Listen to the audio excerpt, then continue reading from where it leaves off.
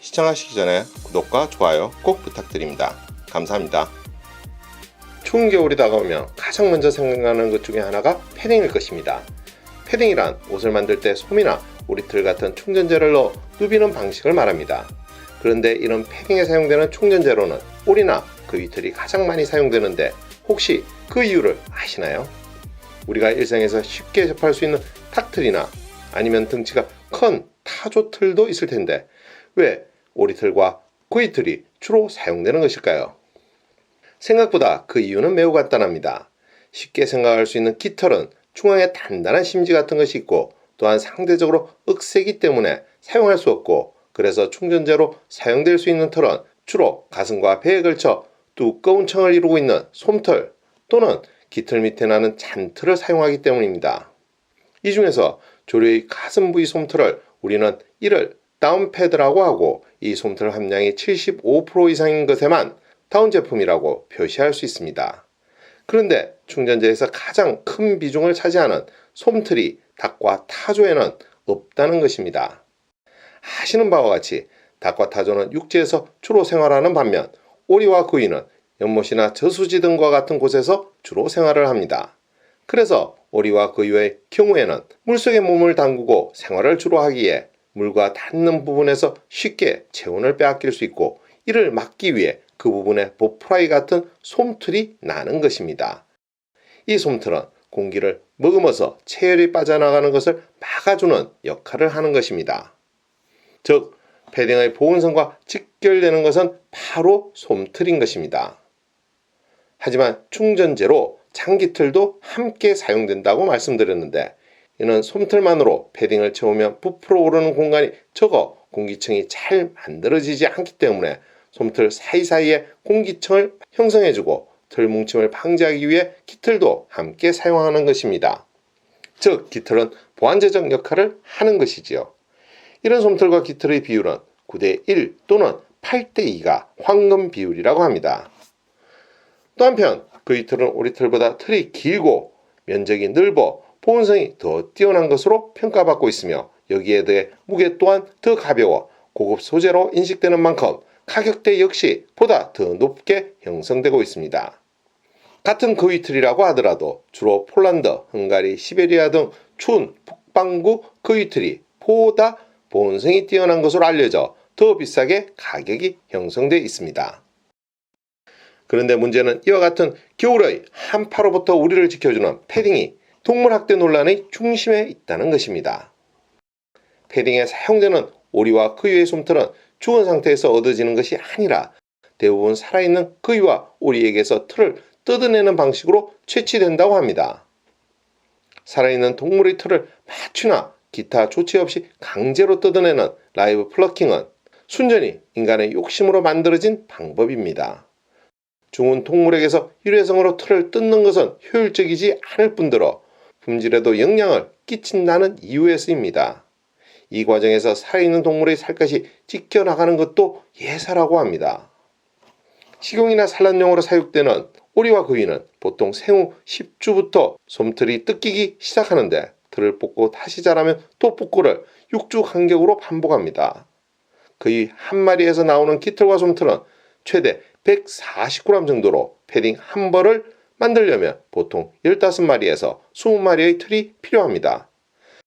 한 동물단체 조사에 따르면 거위와 오리는 일생 동안 최소 5번에서 최대 15번 털을 뽑힌다고 합니다. 앞서 말씀드린 바와 같이 죽은 뒤에 털을 뽑으면 한 번밖에 털을 생산하지 못하기 때문에 산채로 털을 뽑는 것입니다. 이런 잔인함은 2010년 독일 동물복지운동단체 보포스가 헝가리 거위 농장의 실상을 폭로하면서 알려졌습니다. 이렇듯 동물학대 논란이 확산되자 의류 제조업체들은 앞다퉈 윤리적 생산에 나섰습니다. 패딩계의 선두주자라 불리는 노스페이스 등 아웃도어 업계도 책임다운 기준이라는 인증 마크를 도입했습니다. RDS란 동물학대를 하지 않고 사육, 도축, 세척 및 가공 등 깃털 생산부터 완제품을 만들기까지 모든 과정에서 윤리적으로 정당하다는 것을 입증해야 받을 수 있는 글로벌 인증입니다. 이처럼 젊은 소비자들의 동물 윤리의식이 높아지면서 입는 채식주의, 즉 비건 패션 열풍도 함께 불고 있습니다. 모피나 가죽 등 동물성 소재를 사용하지 않고 식물성 소재를 사용하는 패션을 말하는 것입니다. 동물털 대신 나일론, 폴리에스터, 신슐레이트, 웰론 등 인공 충전재로 만들어집니다. 특히 최근 가장 많이 쓰이는 인공 소재 웰론은 미세섬유를 특수 가공한 것으로 일반 척가형 솜보다 보온성이 좋고 가볍습니다. 비교적 뭉침이 적어 세탁이 용이하다는 것도 장점입니다. 턱다운이나 구스다운처럼 동물털 알레르기를 조심할 일도 없고 상대적으로 가격이 저렴한 것도 장점이라 할 것입니다. 하지만 여전히 오리털이나 코이털을 사용한 제품의 인기는 식지 않는 것이 현실입니다. 코이털이나 오리털 같은 우모를 써야 비싸게 팔 수 있다는 업체들의 상온과 보온에 우모만한 것이 없다고 생각하는 소비자의 인식 때문일 것입니다.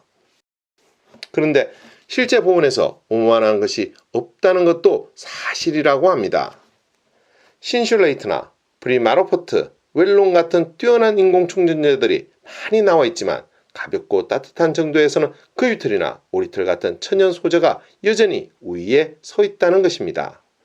그러나 몇 배나 비싼 가격만큼 보온성에서 그만큼 차이가 나는 것은 전혀 아니라고 합니다.